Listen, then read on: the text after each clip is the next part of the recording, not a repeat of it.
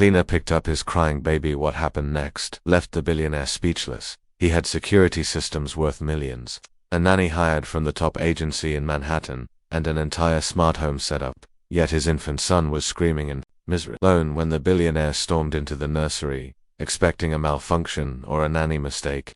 He was frozen by what he saw, his humble house cleaner cradling his baby, tears running down her face, and the baby peacefully sleeping in her arms.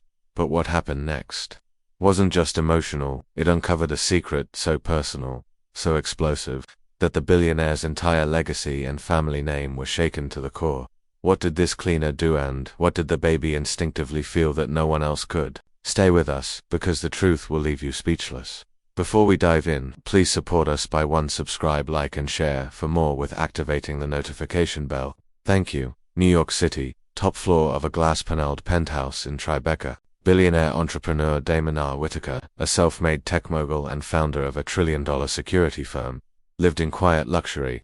He had just returned from a global conference in Tokyo, exhausted but proud his company was about to go public. Damon wasn't just rich, he was cold, calculated, and structured. Everything in his life was about systems, from the way his emails were sorted, to how his staff operated. Even his newborn son Liam was monitored via AI devices and nannies on schedule. His wife, Celeste, a glamorous socialite, was often away at galas and spa retreats. Parenting for them was a formality. They provided everything money could buy, or so they thought.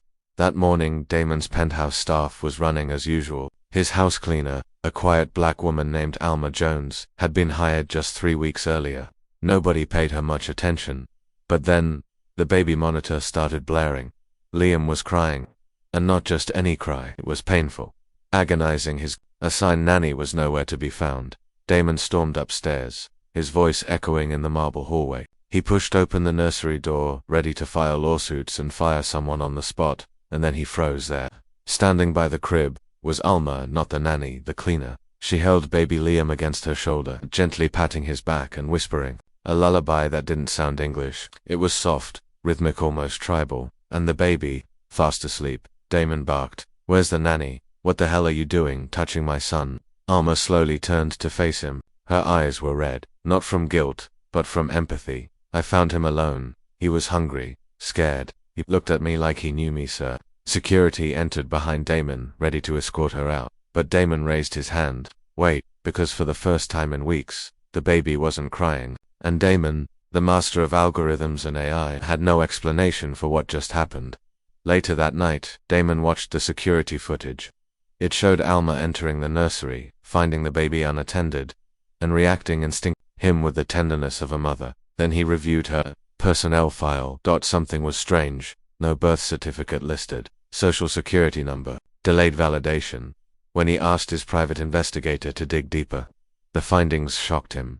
Alma had once been a pediatric nurse, one of the best at a community hospital in Harlem, until she was wrongfully accused of malpractice when a wealthy patient's child died. She lost her license, her home, and her own infant son in a custody battle she never recovered from. She never had another child, and she hadn't held a baby since until Liam. But then came the twist Damon never expected. Alma's biological son was adopted into a closed system, and that system was managed by the same agency. Damon and Celeste used to adopt Liam. Damon's heart skipped.